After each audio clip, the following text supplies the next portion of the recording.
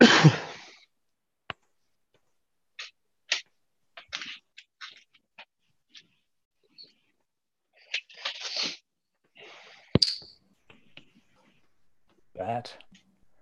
we are live. All right, everybody, and welcome to the one and only Virtual Design Master. This is our favorite part of the night because we get to get things rolling. We've got some talk back going there. Sorry, I had a little bit of blast back there. All right. Welcome back, everybody, to Virtual Design Master. This is episode 3. We are now in our first challenge defense. This is the part where it gets a little bit crazy.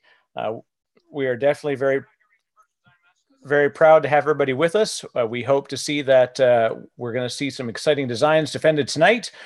We've got, of course, our judges who we'd like to welcome back. We have Rebecca Fitzhugh. We have Byron Schaller and Lyra Comrade. Make sure you keep track of all the goodness that they're going to share with us tonight, because this is some fun lessons and some hard lessons that we're all going to learn through the process of this. Of course, I do have to give the big shout out to my shared team who make Virtual Design Master happen. We have Melissa, you know her as at VMIS33, and Angelo.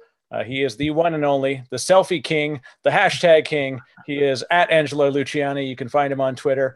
And of course, we have a wide array of folks who are joining us tonight. This is our first defense in season 5. And we're just going to quickly list not only the people that support us here live, but also a lot of great sponsors. And we have a fun thing that's going to happen tonight with a live giveaway, thanks to one of our sponsors. This year, we're sponsored as our premier sponsor by Round Tower Technologies. So huge shout out to the RTT folks. They do a lot of great work in the community. We've got a lot of good folks and friends that work there. So thank you for supporting for our premier and grand prize. Our hosting sponsor this year is Packet.net. So the first time we're ever going to see an interesting way to tackle how we deal with our final designs and some new ways of tackling technology. We have a brand new sponsor tonight. We're very proud to announce as well. For folks that don't already know Revelo Systems, Revelo is a very interesting platform, and they are also joining our sponsorship team this year. Of course, not only are we surrounded by great judges and community supporters, but they're also sponsors. Byron and Rebecca are very proudly joining us as sponsors this year. We also have a community contributor who's now a second or third time joining us as a contributor. James Brown is going to provide our Judge's Choice Prize. James is a previous competitor as well. We have Jason Langer, who I believe now is a true 5-time contributor. Jason, such a great community contributor in general. And of course, he's somebody that we always enjoy meeting at live events. And TVP Strategy is also donating a silver membership to the TVP Strategy research site. And that's going to be for the final 3 folks that complete our challenges. And then our live giveaway tonight, we have Frank Denman, who is the author of the vSphere 6.5 Host Resource Deep Dive. So Frank is a very good author. You've probably seen many of his books he's already written. Of course, he's can be found at many VMUGs touring around right now. And Frank is currently also getting ready for a nice book tour, I hope. And he has kindly donated 10 copies of the brand new vSphere Resources Deep Dive. And that's going to be shared out with 2 of them being given away tonight. So for folks who are looking for the giveaway live, make sure you tweet us on the hashtag Virtual Design Master. And so somebody who is just watching from the audience, we're going to take 2 random selections from people. Just say, I'm watching Virtual Design Master live, and I want the vSphere Resources Host Deep Dive book. Make sure you use the hashtag, I believe it's Host Deep Dive, and you can give them a little bit of shout out, and then we'll get a nice copy in your hands. With that, I want to get to the good stuff because I've had enough of hearing about me. Angelo, you know where to take it from here. Thanks, Eric. Good to see everyone. And this new Zoom setup is really cool with this sort of gallery view where you get to see everyone. So I'll get to see everyone's expressions as we go through the defenses. So tonight, folks, we're going to give you 45 seconds. And we kind of went back and forth on this. But tonight, we're going to give you 45 seconds to just quickly defend your design decisions in your doc. Give the folks in the community and the judges just some background on what your thinking was around some of your decisions. So with that, we're going to start with Mr. Pena. How are you tonight? Don't forget the mascot for tonight. Oh, sorry, mascot for tonight. All right. We got brain going on. Good stuff. All right. Good stuff. So I think before we start, and you know, everyone looks really serious. I thought maybe everyone just take a minute, inhale, take a you know, look at something funny or do something, just sort of exactly stretch a bit. Exactly. Nice, Nigel. Good stuff. And we'll get right into it now. So, Mr. Pena, I'm going to give you 45 seconds, and I should mention to everyone, I will cut you off. I'll try to do it as nicely as possible, but I will cut you off at the 45-second point if you go over. So with that, Mr. Pena, you're on. Good evening, everybody. Thank you. I'm back for more paint. So basically, my design was based on a 3-side design. So what I have done is I have utilized the VMware validated designs as an example for my design. So what I have done is I have proposed a 3-site single sign-on domain that is going to be basically included with 3 sites like I mentioned before. One of the sites is going to be a site located in the Area 51 in the desert of Las Vegas. Then there will be basically another site that will be located in Antarctica. It's an old Russian site. And the third site will be located in the moon. The reason why the sites are expanded in different locations is because we want to prevent one of the risks. This is another insurgency. Mr. Pena, your time is up. Oh. That was quick, wasn't it? Hey, I was surprised too. When I looked out to see it was like 43, 44. I was like, oh my God. I couldn't even basically explain the whole idea. But that's okay. So it's okay. You did great. You gave, thank you.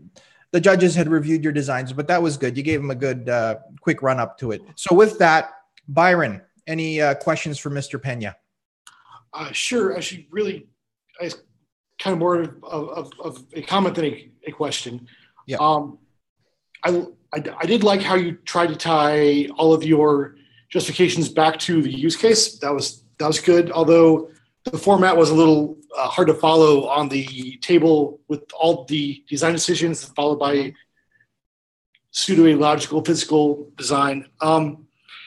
It also looked like you kind of ran out of some time when you got down to the part where you had your images. Was there more that you would have liked to add, or anything that was? That is correct. Yes, I will not deny it. Definitely, yes, I run out of time. I wanted basically to expand more on the design.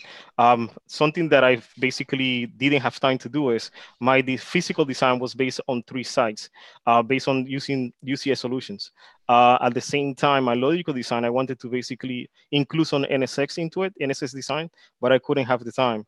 So I rushed to basically provide something for you guys on the deadline. That's fair.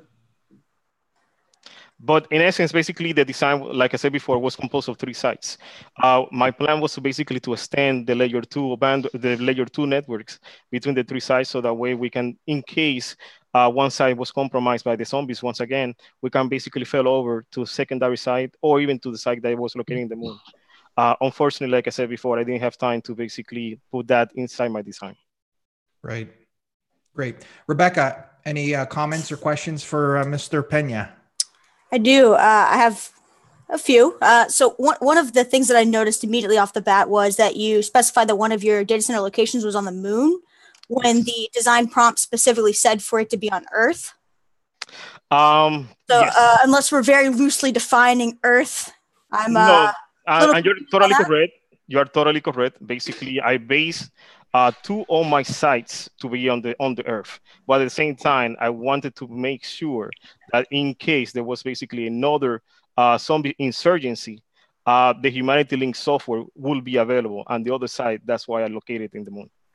Okay. I have one more question for you, kind of a follow-up to that, because obviously we're going to have to use satellite transmission to communicate with the data center on the moon. I'd like to know how you plan on getting the data from your infrastructure from the data center to a satellite. And also, do you have clearance to use government satellites? Because you said that they're American owned.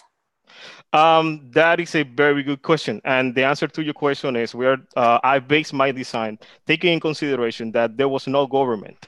Those basically satellites will have been basically left behind once the human population was extinguished in our last design challenge last year. So I'm just taking advantage of basically what I designed before, and I added into this design. So I was working under the assumption that there was no government. I mean, we're basically living that reality. So, but that doesn't answer my question of how you're planning on connecting your data center infrastructure to the satellite. And I'd like to warn you that in my time in the Marine Corps, I have an extensive experience with satellites. So you might want to use your next couple of words very carefully. Not a problem. Somebody, basically a mutual friend, basically told me the same story. So I will keep that in mind. Okay. Thank you. Thank you. Thank you. Great.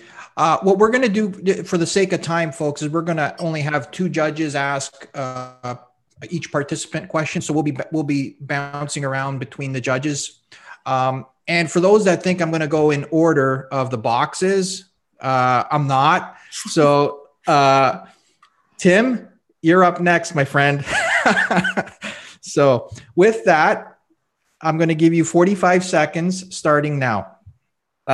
So I've got 3 sites: Houston, Israel, and Pyongyang, North Korea, because, I know Houston's a little controversial. Used vSAN clusters at each site, utilizing Cisco UCS ready nodes for the vSAN.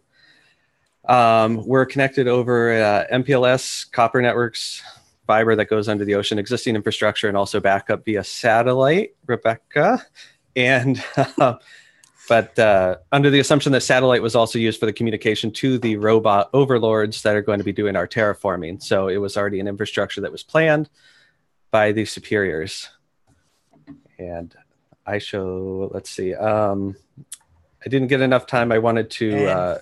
your time is up, Tim. Talk more on NSX. You want to expand more, I know. Yeah. Good stuff. Great job, Tim. Lior, any questions or comments for Tim? Yeah. So Tim, can you describe your application? So the replication, I've got SQL always on clusters that are going to be replicating. Not the replication, the application. Oh, the application. Yep. How does it look like? So I just kind of assumed that the application would be running as a traditional kind of 3-tier web app. So we've got why did you SQL backend. It sounded like a good idea, and I thought it would be easier to support. But I figured a web app, because it'd have a good front end for the humans, but also a nice API for programming in the back end, and easy to access via the robot terraforming. All right. Robots. All right. So I got one comment. To be honest, like I'm trying to understand your design decisions, like in terms of explanations. And why did you decide it? Because it looks like you got a robust infrastructure going on, which is great, but I don't understand what application it's trying to serve. So, and what is the load? What is going on over there? What's the load?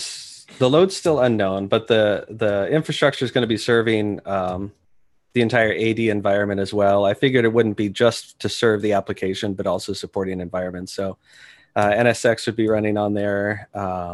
Our backup environment would be on there. Active Directory, SQL servers, application servers, web servers. Do you think if we trying to recolonize the Earth, Active Directory will help us? Well, you got to have an infrastructure somewhere, right? I mean, if you're going to have an application, you're going to have administrators, you're going to have some sort of logical infrastructure around that. So you're going to have users, you're going to have access, ACLs, things of that nature are going to need to be there. All right. Great. Thanks, Lior. Byron, any questions or comments for Tim? Yeah, so this is a question kind of near and dear to my own heart. As 3 guys in a room last year asked me this. How do you size for unknown workloads? Okay, yes. let's pause for dramatic effect. Everyone just pause. Okay, you're on deck, Tim. So typically, I would be able to ask and size and find out what existing workloads are. But usually, I mean, you'd have to contact the application designers, whoever's writing the application. So that would be something I would normally do. But in this case, I just had to take a best guess effort of putting in enough to handle failover, growth, and of typical workloads that I've seen. So, and enough, I wanted 6 hosts minimum in the vSAN to be able to use erasure coding. So that's kind of how I sized it. Okay. How do you make sure that you got the most workloads per core on there for the most use of your hardware, still having no idea what those workloads are going to be? I'm not sure. Can you rephrase that? Sure. So how do you make sure that you are using the hardware that is available to you the most efficiently from a CPU perspective, even though you have no idea what the workload is going to be? Well, we'd need some sort of like VROPS would be installed to at least be able to see what's going on and what's using what infrastructure. I'm thinking we'd be able to use predictive DRS to move workloads around ahead of time. But other than that, I mean, just the built-in VMware tools to be able to go with a typical 3-4 CPU over subscription. So you would go 3 to 4 to 1? Typically, yeah, I'd probably go about 4 to 1. Okay. Up to 6 to 1 would be about the most comfortable I'd feel. Okay. Unless VROPS is telling me everything's getting what it needs still. Okay. Okay, great. Tim, you're off the hot seat, buddy. Good job. Good job. Dale, welcome. Hello. How are you doing? I'm good, thank you. Good stuff. You have 45 seconds starting now. Okay, so I've picked 3 sites. 2 of them are satellite Earth stations: Goonhilly in the UK, Pine Gap in Australia, and then Cheyenne Mountain Complex.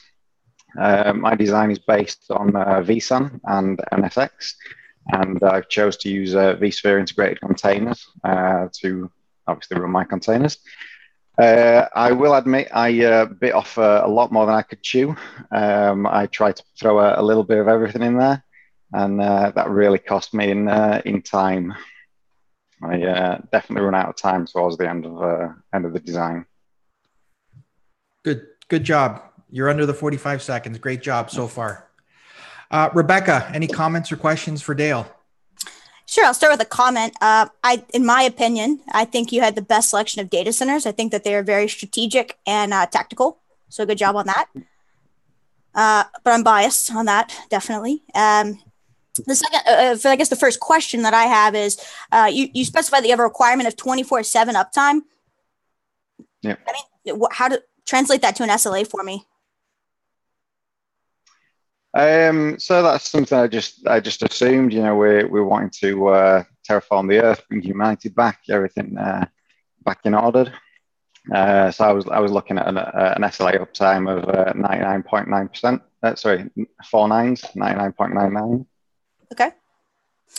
I would have loved to have seen that you put that in your documentation. So instead of saying just 24/7, to me that means effectively nothing, because every customer I've ever dealt with in my life says 24/7. So I'd like to see an SLA there. Okay. What else? How did you make the jump? You went from conceptual straight to physical. How did you do that? You magic? Yeah. So again, I wanted to.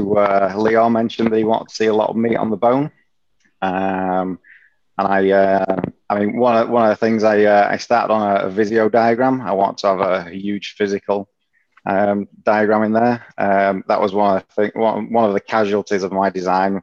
I was doing that at about 2-3 o'clock in the morning on the day of submission, and I just totally ran out of time for that. Okay.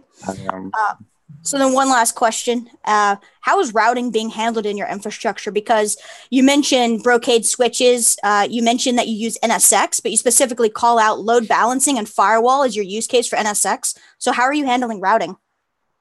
So that was one of the assumptions that I made, that as I was using existing data centers, that all of that infrastructure would be in place. And we're just taking advantage of things that were already there before we left Earth. Okay, and that's all fine and good. I would like to see that documented in the future. And you're not the only candidate that advice applies to. You said I assumed this, and I'm looking at your document right now, and it doesn't say that. And you're not the only one. Okay, thank you. Thanks. Thanks, Rebecca. Lior, any comments or questions for Dale? Yeah, Dale. So I'm trying to understand. Can you please correlate your application to your containers/VMs? Okay, so I also made the assumption that we would be running a 3-tier architecture. I admit that I didn't put a lot of information in about what I thought the application would look like. So I would be in the containers. So how did you assume that your application will be a good fit for containers? And what will happen if you didn't have any vSphere integrated containers? So I thought it would be a good fit due to the requirement of being able to rapidly scale up and out and down as we need to. So the vSphere integrated containers I was planning on using for the web and the application tiers. And I would use a traditional database for the database tier, although I didn't have that in my design. So I can also scale up and down VMs. Any other requirements or assumptions that you made that might be a good fit for containers? The speed of being able to deploy them. You can rapidly scale up using containers using maybe VM forking technology, much quicker than you can spin up a virtual machine. Right. And the container is more lightweight, and we'll be able to fit a lot more web servers and application servers on the infrastructure. In which language your application is written? I don't know. All right. Okay. All right. Thanks, Lior. Thanks, Dale. You're off the hot seat. Thank you. I was going to go to Chris, and then I thought about going to Adam, and then I went back to Mr. Edwards, but I think I'm landing on Nigel. Nigel, how are you? I'm good. How you guys doing? Good. So here we go. You have 45 seconds starting now. All right. So my design is based off a 3-site architecture. One site being in Machrihanish, Scotland, at an old Air Force base. Second site is Devonport Naval Base in Auckland, New Zealand, and the third site is the AWS platform. The idea was to have AWS as the main platform to service Humanity Link and let that go through the Amazon cloud, designed with Amazon auto scaling groups to be able to scale to capacity. The other 2 sites were basically there as failover points or to run the Humanity Link software locally on Earth, and maybe to provide those 2 data centers to be more of a manufacturing for robots. I had to say robot. Good job. Byron, any comments or questions for Nigel? Yeah, so hybrid, my favorite kind of cloud, really. So first question, love what you did with the Lambda stuff in AWS. But if this is a 3-site resilient architecture where you need to say that goes down, what happens to all that cool Lambda stuff when you get back to your VMs running on vSphere at the other 2 sites? How does that translate over? Yeah, that's like the version 1.5. You actually revolt backwards to a shittier version. No. So I ran out of time in my design, and that was something that came to mind as well. I mean, I really wanted to do Amazon Web Services because it's unknown to me, as well as a little, I've touched on it very small in my real life world here. But the other sites were more of a sense of maybe being able to have Direct Connect working, and in the future maybe extend that stuff in Amazon to something that's compatible like the AWS for VMware platform, and then be able to transfer those workloads. But at this point, that was an unknown and not really planned for. So if you wanted to run a function as a service locally on-prem, what would you use? I don't know how to answer that question. Okay, that's fair. Second, I liked all of your sizing metrics. You actually gave sizing metrics. Not everyone did, although you were missing IOPS. So you had disk size, but not disk throughput. How would IOPS in those calculations affect your sizing? Possibly, you had those numbers in there. It definitely could affect my sizing based off of the way that I've built Humanity Link with the 7 servers. So that could definitely scale the on-prem sides, the VMware side. So without having that, I kind of don't have a good way to scale. I was more relying on the AWS auto scaling side to be able to build something that was scalable based off of rules, and that's where the Lambda and the ASG groups came in. Okay. Great. Thanks, Byron. Rebecca, comments or questions for Nigel? Hey, Nigel. What's up, Red? Hey, buddy. So you said that no limitations on hypervisor, hardware, network stack, or applications. You said that's a constraint. How is having absolutely no limitations a constraint? Good question. Good answer. Okay. Good answer. I'm re-looking at my paper, so go ahead. Page 6 for future reference. Yeah, I'm on there.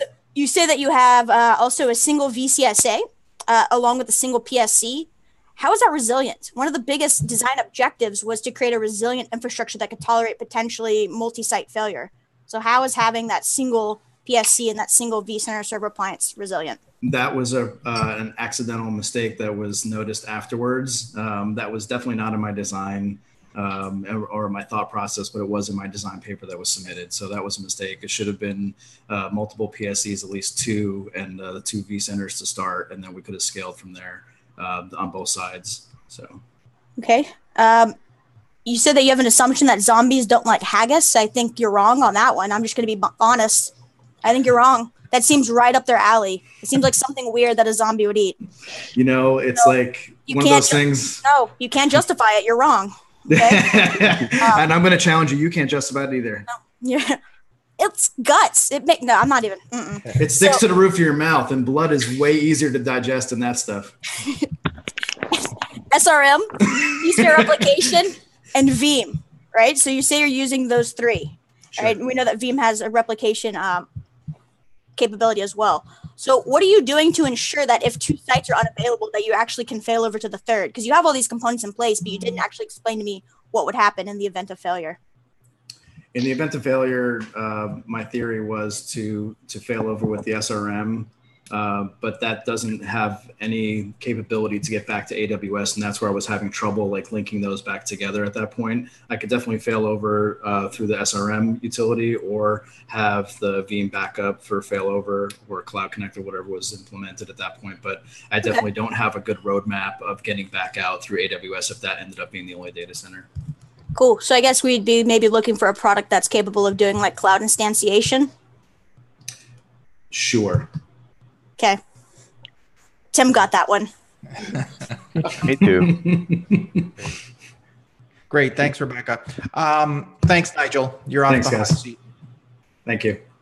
Yeah. One thing before we go on, I really want to stress to folks. I don't want folks to feel discouraged if they don't feel like they can answer the question. I think, you know, the judges are probing and trying to explore and trying to get an understanding of your thinking, and not only will that help for current designs, but also future designs on maybe how to shape a little bit of your thinking around when you're putting together these designs. So I just wanted to put that out there, not to feel discouraged at all. So with that, Chris, welcome. Hey.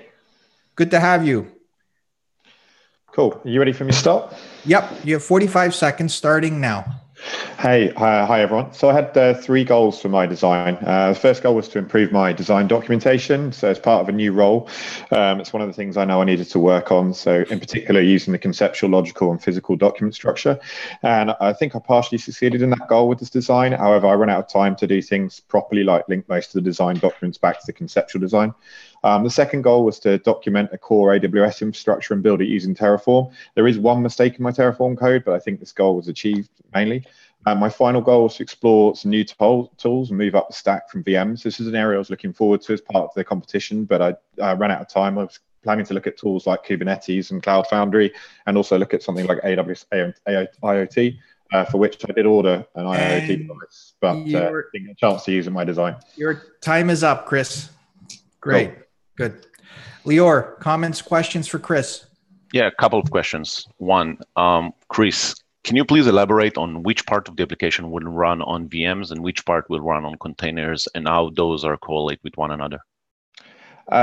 So the idea behind my design is that we didn't know any of that information. So I was trying to make it as flexible as possible. I actually kind of realized that assumption or requirement, I can't remember where I put it, after I'd submitted the design. And in fact, I probably would have left that out because the application could run in Lambda or function, or it could run containers or servers or anywhere really. So yeah, I shouldn't have put that in, to be honest. So let's say your application will need to move from VMs to containers to Lambda function or whatever function it is. How that process will go? It depends on how the application was architected. So I was sort of assuming that we put this infrastructure in place to make it as flexible as possible, and then you could talk to the application architects and either influence how they were designing something or respond to what constraints they placed on me. Are you saying you didn't talk with the application architects? I didn't know, not at this point. I wasn't aware they were around, I guess. All right. Second question. Can you please explain the difference between procedural and declarative language?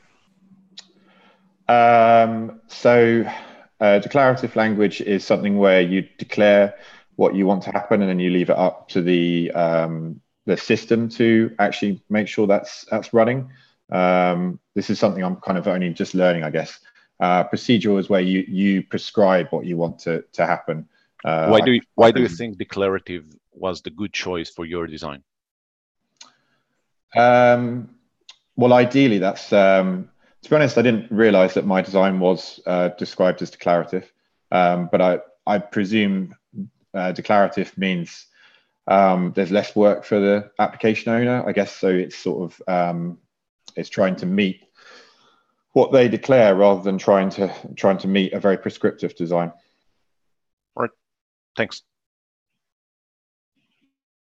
Great, thanks, Lior. Rebecca, comments or questions for Chris? Thank you for the link to the Hokey Cokey, because I was convinced you were wrong. So you proved me wrong. So thank you very much for your documentation. So I think Lior really hit on what I was interested with your design. You had a good infrastructure, it covered a lot of the basis, but I really didn't understand the application itself. So can you provide any information about that? No, I guess I kind of presumed that we didn't know anything about the application at the moment. There was some sort of restriction on communication between the infrastructure architects and the application designers. So this is all the information we had to go on, and we therefore had to be as flexible as possible, and we'd learn more as we went forward to then deploy on top of that. So that's kind of the assumption that I built the infrastructure under. I guess in hindsight, one of the assumptions I could have put in is around actually how the application was structured, and then built the design to fit that. Okay. So yeah, because I'm just curious as to how you can build an underlying infrastructure if you don't actually understand what's going to be residing upon it. Well, that's sort of what drove my choice of using sort of AWS. So that pretty much gives the most flexible infrastructure and options available. It doesn't fit everything, but I think of anything I could possibly use, it hits most of the chances that it is going to fit whatever would be required of the application. So AWS you feel is the best fit besides any other cloud provider? Well, my assumption on AWS was based on the fact that it was available at the end of season 4. So that's basically why I chose it. Also, I use AWS a little bit at work, or I have done in the past, and I've touched a little bit on Azure, and I wasn't necessarily sure how I'd fit a 3-site architecture into Azure as flexibly, or well, without sort of having to choose certain services that I'd then might constrain what the application owner or wouldn't be able to use, because the application owner wouldn't be able to fit what those services were within Azure. Okay. Yeah. So next challenge, I'd like to see just a little bit more about the application itself, even if you make it up. Okay. Yeah, that's fair, because there's nothing about the application in my design. So cool. All right, thank you. Great. Thanks, Rebecca. All right. I see there's one person I see fidgeting a lot throughout all this, and I think he's next. Kyle. How are you? Welcome. Hiya. Yeah, I'm good. Thanks. Yeah. Good. You have 45 seconds starting now. Right. Yeah. So my design was based on VMware infrastructure for the human staff, so scientists, engineers, developers, and that sort of stuff. That was vSAN and NSX, but that was VMware on AWS to give the scalability. And then with that, I'm using for the application was AWS native tools. So there'll be so Terraform will build the application, then I had a Docker to run as in a containerized application. I've totally gone blank for the rest. And the idea of the application was to have robots that talk back to a database, and sensors, IoT events that talk back to a database as well, that the scientists can use that data and for the research and that sort of stuff. Great, good job, good job. Byron, any comments or questions for Kyle? Oh, I think you're on mute, Byron. Yeah. You're right. I'm totally on mute. So yeah, no, I have a lot of questions. The first is a comment. That was a lot of assumptions, which you've which is great. But one thing, when you document an assumption in your diagram, you should always also document it as a risk. Okay. That could come up. So just for future reference, but I did appreciate all these assumptions. Yeah, well, I thought I'd throw in as many as I could. I think you had them well covered. I guess my first question is, in your design, you say the premise of this design is to provide an agile and scalable cloud native application. Yeah. What does that mean? Well, this is when I started diving in the rabbit hole, really. This is out of my comfort zone totally. So the idea of the application was to be a portable application. So we use something like a containerized application that can be used on any sort of infrastructure. So we could use, I eventually got to Terraform, so we could script it and put it in the code and then deploy it. I'm going blank here. All right. But yeah, that part was totally out of my comfort zone. So I started going down different rabbit holes, and that was eventually what I got to. So I eventually got to running Docker on Amazon container services just to get that scalability around it. So I looked at Kubernetes and I looked at Docker Swarm, but I couldn't quite understand the orchestration around it or see if it was fully orchestrated and fully auto scalable, which is why I went to Amazon container services that runs Docker. Basically, that was the idea. Okay.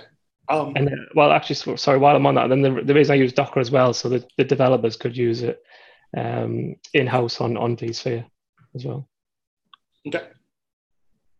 Also, and I guess one other comment, I really did like your design. Okay, thanks. Tables, they were quite well done. Okay, thanks. But in one of them, you say that one of the reasons that you picked vSAN, at least one of the justifications, was because of the Docker volume driver that is available. What is your thoughts on using really in containers with persistent storage, and why should or should you not do that? Well, to be honest, I don't know containers that well, to be honest. But when I was I wanted to use vSAN anyway as part of the design. And then when I was reading a part of how we could integrate containers as well, the API model, and then you can use that for the Docker volume, could come in handy for the developers. But I don't know containers that well, to be totally honest with you. No worries. I would advise anyone just who's looking to do that ever test that really thoroughly before production. So. Okay, but it was mainly, the idea was so that the developers could use it as well. It was a storage the developers could use. Cool. Great. Thanks, Byron. Lior, any comments or questions for Kyle? Yeah, so, sorry. All right, Kyle, I really liked your design. Couple of questions though. So you mentioned that you're using Terraform, right, to deploy your infrastructure. Yeah. What kind of feature Terraform has that you can use it in a repeatable way in order to roll out testing to staging to QA to dev to whatever stack into production? What kind of feature do Terraform has? Well, I don't know the great deal if I'm honest, but I do know that you can there's kind of version control, so you can you set up one code, you can have different versions of it, so you don't necessarily have to roll it out in production. And I know there's kind of what if commands, if you like, so you can you can test it before you actually roll it out, I suppose. Well, I think some of the other ones from Amazon, for instance, if you throw a code at it, it might do certain elements of it and fail, and then you can't do kind of what if commands from what I can gather. All right. Second question. You mentioned that you had a design decision that Amazon DynamoDB will be deployed to use by robots and IoT devices. You also said that there was a risk with that to scale only apply to one region, right? Yes. Yeah. So and also, can you walk me through to your risk mitigation? So to scale across regions, developers will need to pull data across databases. Can you elaborate on this one? Yeah, okay. So I think the idea was that they would maybe deploy the infrastructure, deploy in regions and scale out maybe within that region and develop the application to kind of somehow talk between the regions. I wouldn't really know how you'd scale between regions. I wouldn't really know that. All right, that's fair. All right, thanks, Kyle. Okay. Thanks, Lior. Thanks, Kyle. It's over. Feel good now? Yeah, thanks. Cheers. Great, good. Anthony, how are you? Welcome. I'm all right. Good. Can you hear me all right? Yeah, there's a slight delay on your line, but that's okay. You have 45 seconds starting now. So I've got a three site infrastructure. I did introduce some risk. I put them all on coastal waters, and I did design around that. So I picked Sydney, Australia, Tokyo, Japan, and Seattle, Washington. They're all on the same large body of water. I've got OpenStack at each of the sites, and I designed it so that each of the sites are running independently. So none of the sites actually depend on each other. We've got 3 different terraforming operations happening in three different spots. So the failover I designed for, each site will be backing up to the next site in line. And then I've actually got drone ships where in the event of a failure, the robots can be assimilated by another site. So they would need additional compute to process instructions for those other robots. And your time is up. Good stuff. Rebecca, comments or questions for Anthony? Yes, I do have a couple of questions for you, Anthony. So the first one is, and I'm going to read it, so pardon me. You say in assumption number 1, most data is not actively shared between each site. And then assumption number 5, you say shared data between sites will include operational data too. So are you sharing data between sites or not? And if so, what data are you sharing? Great question. So the data that is being shared, I suppose I didn't spell it out well enough, is if robots are learning more quickly to do certain tasks, they will share that operational data with other sites. But each site has specific terraforming information that is specific to that site itself. So They're not sharing, geographical topology data, that kind of stuff. But they're sharing more operational efficiencies. Hey, this robot figured out how to do this differently. Send it over to the other team so they can learn, was what I was going for with that. Okay. So the challenge, it says that our primary concern is resiliency, right? And then in your design, you say each site will be running at 50% capacity. Why did you choose 50%? That's only going to be one site failure. Why not tolerate two if resiliency is really number one? That's a really good question. I did only plan this particular one for a single site failure in the event of some sort of natural disaster or something being on a coast. Each site, if we did decide we would want to withstand 2 site failures and assume the roles of the other drones, we can add more compute resources. I did build it to scale. So if that is required, it's a pretty scalable architecture itself. Okay. So I think, like, for me, the biggest thing that I saw in your design was you didn't have design justification at all, right? You would make design decisions, but you didn't have any justification behind it. So I'd like to see more justification behind your design decisions. And your homework for this week is to learn conceptual, logical, and physical. So you have homework on top of your design too. And that goes actually for pretty much all of you. But yours,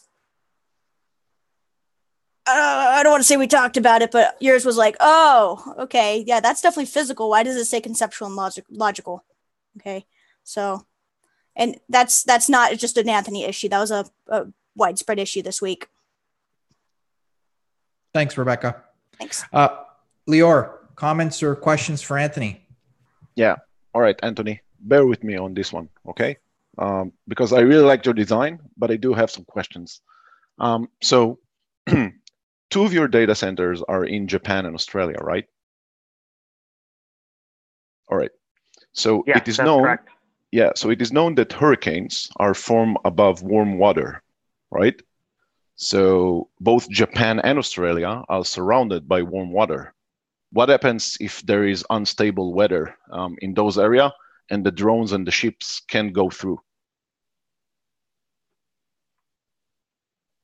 That's a good question. Thank you. That's, yeah.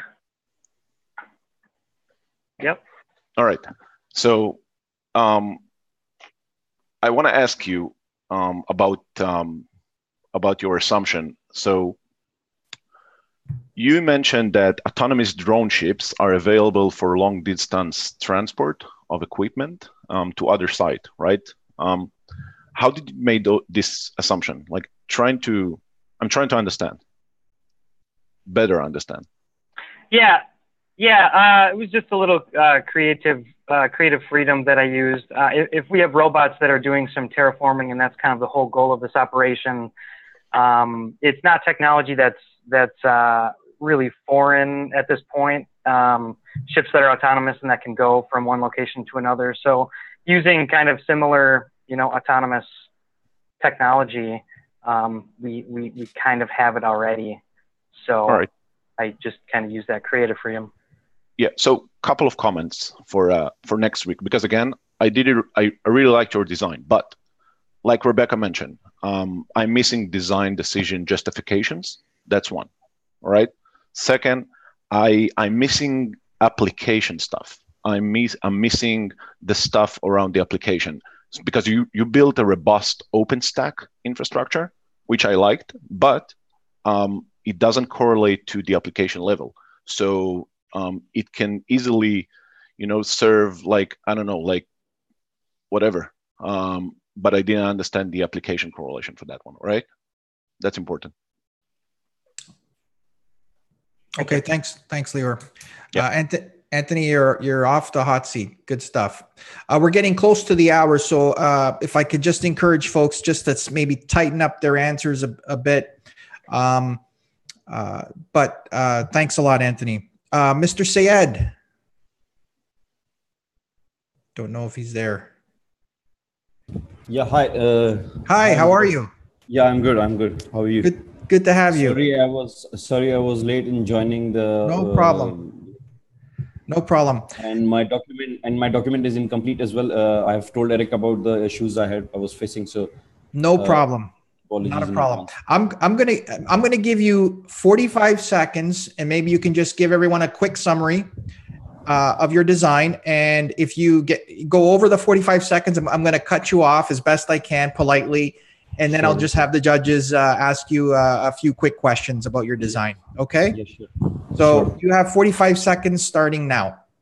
Yeah. So basically, this is the first time I've been doing a design document. I'm trying to do a design document, and my assumptions and all sorts of things taken from the challenge we received. So I'm using Nutanix as an infrastructure layer, and for the application, I assumed that I would need resilient layers at all the resiliency at all the layers was required. So I used Cassandra database, and Node.js was the logic layer with some sort of Angular or any other front end technology to use for the front-end application. I'm not an application developer, but this was just assumptions. And your time is up. Good stuff. That was a good summary. Byron, any comments or questions? I think you're on mute again, Byron. I totally am. So, you got to learn this stuff, Byron. I know, right? It's my notes. It's a thing. So, first off, I would say I understand your situation and why things weren't finishing time and stuff, but I did really enjoy where you were going with your application stuff, and the whole design around how that would look with the Node and Cassandra and all that. My question is, how would you, or I guess how would your design be affected by choices like a Cassandra ring and using something like Node for middleware? How would that affect your infrastructure choices? So basically, I don't know a lot about Cassandra, but I was attracted towards it because of its distributed architecture and the way you can restrict your users to read from local and write locally, and then your replication factors will replicate it across all three sites. So about the ring of Cassandra, I have not read a lot about it because I was still in middle of learning more about Cassandra theoretically. So I have got my notes ready, and I can probably be in a better position to answer this in the next round or document it properly. But the main concept behind using Cassandra was its distributed nature. And when it's tuned properly, it can serve your clients or users locally to the site as well. And it can replicate through its distributed architecture. So no single point of failures, and all three sites will be served well. Okay. Nice. Yeah. So I'm a big fan of having resiliency in your application design over in your hardware and infrastructure design. So I would like to see more of that in the future from really everyone, to be honest. Okay. Enjoy that. Thanks. Good. Okay, I'll do that. Lior, any comments or questions? No, I'm totally with Byron here. So I would love to see how that gets developed. But I would advise you to watch out to go into the rabbit hole of containers and try to understand if that's a good fit. I'm not saying it's not. I'm just saying that if you're going that way, know your stuff in and out. All right, I will take that advice. Thank you. Okay, great. Good stuff. Good. Okay, we're down to our last two.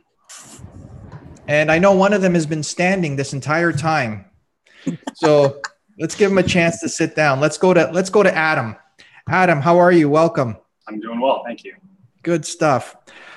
You have 45 seconds to defend your design starting now. Okay, so in approaching our first functional requirement, which is to operate, manage, and maintain the fleets associated with Humanity Link, I didn't think that made sense with a singular architecture. So what I did was distribute the functions of the application across two different environments. One responsible for distributed modeling and production of a specific work package for the work fleet. The second, the fleet management application, is more of a three-tier architecture responsible for providing a web interface for human supervisors, as well as analyzing that help input and providing recommendations to the repair fleet to perform those. So we've got distributed compute, three-tier architecture, right? That's nothing very special, but I think the unique piece is the use of S3 and SNS as intermediate. I'm going to have to cut you off there, Adam. To facilitate that communication. Good job. And he does have a whiteboard, so he's got to get some points for that at least. So good stuff, Adam. Rebecca, any comments or questions? I know that if Lior doesn't have a chance to ask questions, that he would be heartbroken if I didn't ask this. So I'm sorry if Lior gets asked next to speak. So I noticed that we're blaming Bill and Melinda Gates for the outbreak. I mean, personally, I'm okay with that. I have no qualms with that whatsoever. However, how would your design change if we blamed, I don't know, like the owner of Whole Foods for the outbreak? We could make the same use of Azure resources in taking advantage of their virtual networks, distribute workloads across those same fault domains as we're doing here, and create a very similar architecture. I know as I mentioned, there's near parity in a lot of those features. So the ability to replicate a relational database to a DR site or across the equivalent of availability zones is present there. So a lot of that would translate over. I think I'd be able to meet those requirements with Azure. Okay. Can you think of any ways that your design would change using Azure? It's okay. Well, I noticed they do have a lot of functionality with regard to message queuing and object storage. So I really don't think the overall approach would change much. I'd be more looking to map equivalents of what I've already implemented. Okay. I wanted to give you kudos that I think you were one of the very few that really mapped out how the application would work. And that was definitely noted in your design. So thank you for that. So you also did a good job of establishing an RTO and an RPO. But I was curious, where did that come from? Because you don't have an established SLA. So how did you determine what the RTO and the RPO were? In line with my sizing, I think my RTO and RPO are just estimates of what I believe an organization like this would define for themselves. It's not impossible to reach those, and yet they're a fairly high goal that would line up well with the high standards of an organization like this. So yes, I did pull them out of thin air, but I do believe they fit well. Okay. And then my last question is, you mentioned as a part of the application stack that you're using a relational database. So I was wondering why you decided to go with a relational database and why not use something that's like NoSQL, maybe something like MongoDB? Well, although the performance and scalability of those would be great, and I did look at those, I don't think they're really suited for the additional analytics that I wanted out of the web portal here. So that's why I decided to go with a relational database. Now, the choice of Aurora definitely supports that, and that we have really robust replication functionality without a performance impact and the ability to scale these up quite high. So although we don't technically have the same scale out performance, I think we're going to be in good shape with the choice. Okay, thank you very much. Great. Byron, comments or questions? Yeah, first off, impressive work. That was well done all around, and I really enjoyed your Magic Quadrant quip. That definitely made me laugh. I guess two questions real quick. First, you have this as a risk having a single cloud vendor. Why do you consider that a risk? Because in conversations that I've had with customers, it's been identified by some people as a risk. So I figured for discussion purposes, we should include it here and talk about why. Well, how I mitigated that risk is distributing our operations across multiple regions from a DR perspective, given that those are completely independent and no outages have really occurred in across multiple regions that I'm aware of. If we take an approach where we're not using a single cloud provider, like a hybrid approach or a multi-cloud approach, we've really fractured our operations. We don't get to take advantage of all the platform has to offer, and yet we have more to deal with, which was against the requirement to be operationally efficient that I listed. Okay. Great. I'm sorry, go ahead, Byron, if you had something. So I guess I'm going to change the racks versus blades now to VMs versus containers. Given your decoupled nature of the application, pub sub and all that's great. Why not use containers or LRPs there and use VMs instead? in my estimation, the use of containers would alter the available resources regionally. If I'm to make an estimate, I don't believe those are available everywhere. And I tried to build this environment in a way where we could replicate AMIs, object storage, et cetera, and build additional environments everywhere. I don't think it has to be that complex. I think staying simple here is a good choice in providing those core functions. Staying simple is always a good choice. That's a good answer. Thanks. Great.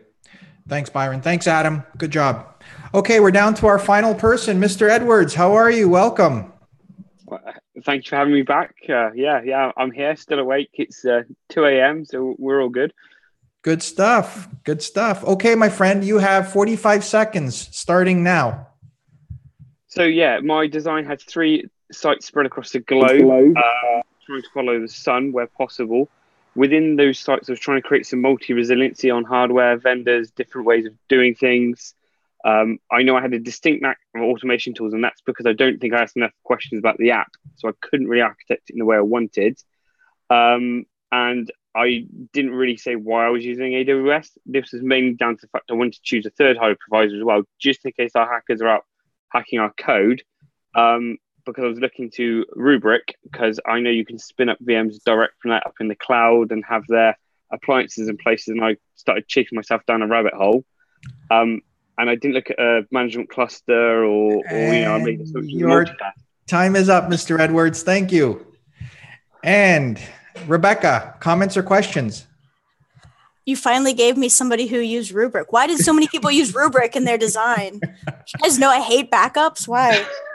Well, I think it's a valid thing. Everyone goes shove it in the cloud, but no one backs it up. What do you do if your cloud vendor loses your backup? It was one of the things I've come across it in a project and gone, why is no one addressing this?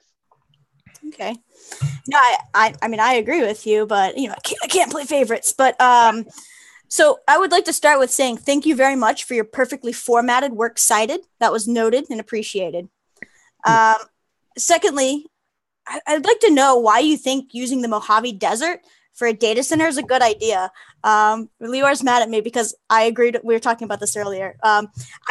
I lived in the Mojave Desert for a while, military training as well as pre-deployment training, and worked in a data center there. And one of the biggest difficulties was keeping it cool. So why? And the Earth has gone to it's really hard not to curse sometimes. Like I see Eric looking at me. Don't curse, Rebecca. Earth is not great right now. So why would be putting a data center in the desert be good? I called that in my previous design. I did some research into this. If you build it underground like I did in my previous one, I kind of made a hint at that. That's what I was stealing from again. Underneath the earth, you keep it at ambient temperature. And if you're exhausting that air, it generally tries to stabilize out. I did a bit of research into this last season, and I thought I'm going to pick up on that. Why overly design as a data center? It's out in the desert. People can't attack me. I could put solar panels everywhere if I really wanted to up above to run my data center, over solar energy. And it seemed to do me well last time. So I thought that was a good solid base from last time. So I'm going to keep that one and just build it out, really. I just thought you're a big fan of U2 and Joshua Tree, but okay, that works. So I noticed that you're using 3 physical sites as well as AWS. Why? Number one, and then number 2, what is your DR strategy with that architecture?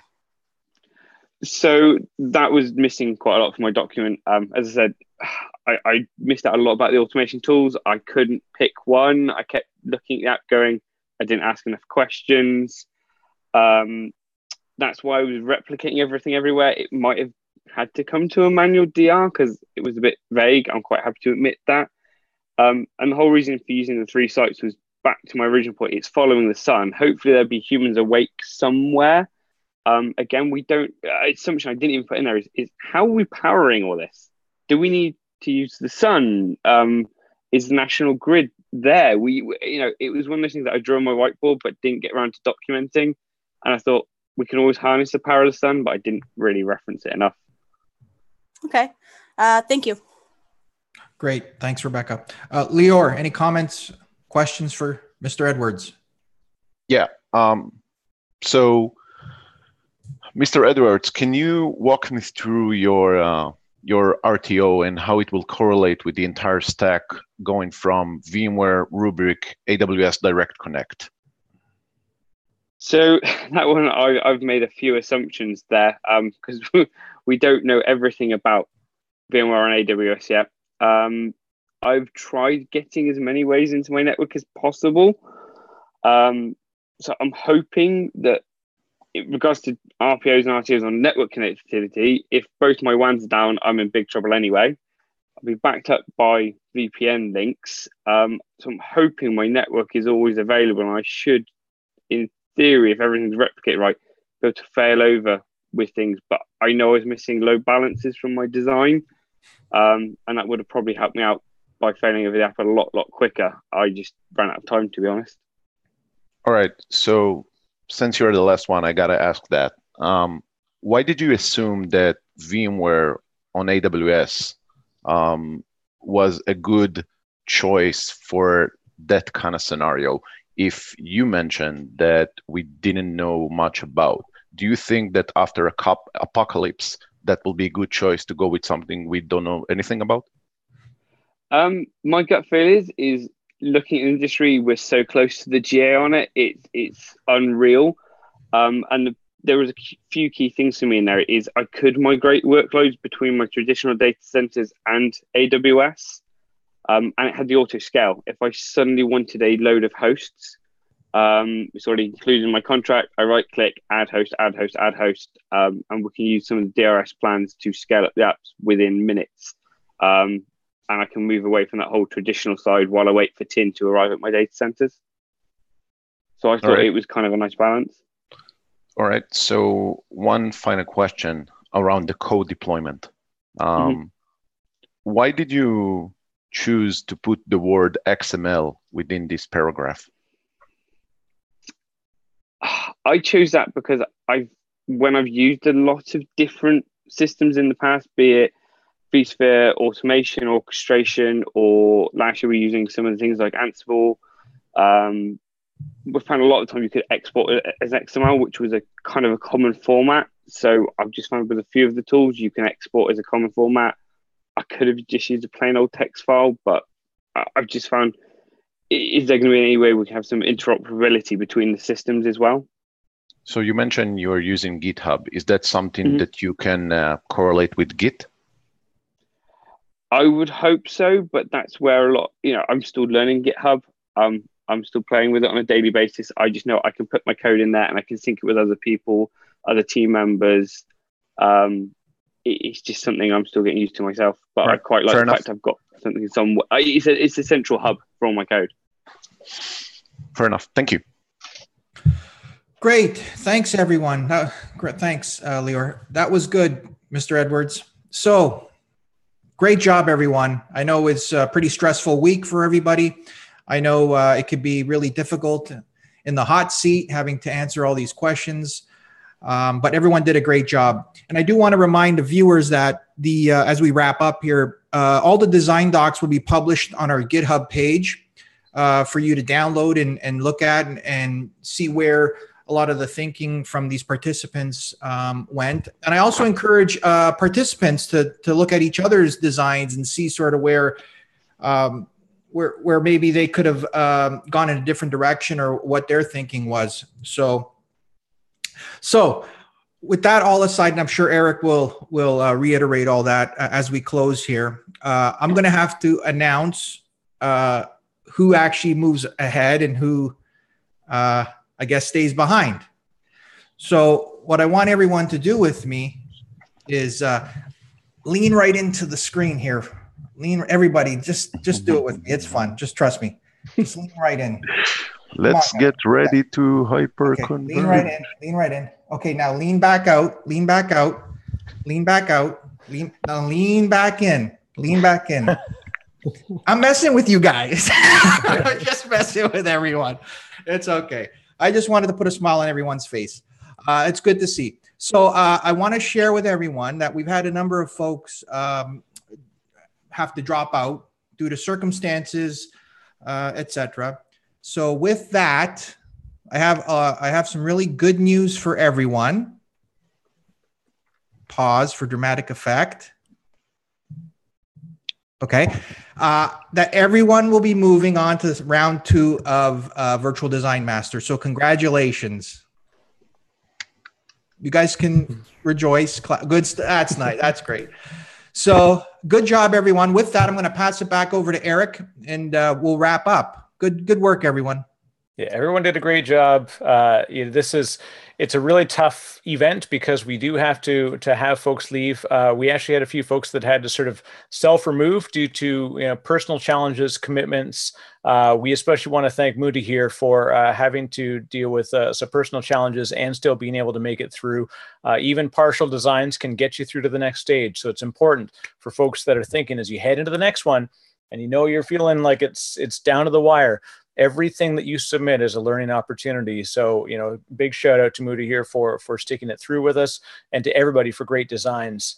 Definitely, it's not tough for us to imagine that everybody has committed a lot of time already, and it's not going to get any easier. However, it's going to get more fun, and we're going to see some more learning along the way. We do want to announce we do have a sort of a top 3. We hate to say top 3 and bottom 3. We want to highlight a few designs that really stood out. Definitely, we saw some great promise from all the judges. We all genuinely agreed that Chris, Adam, and Anthony put together some really, really solid designs.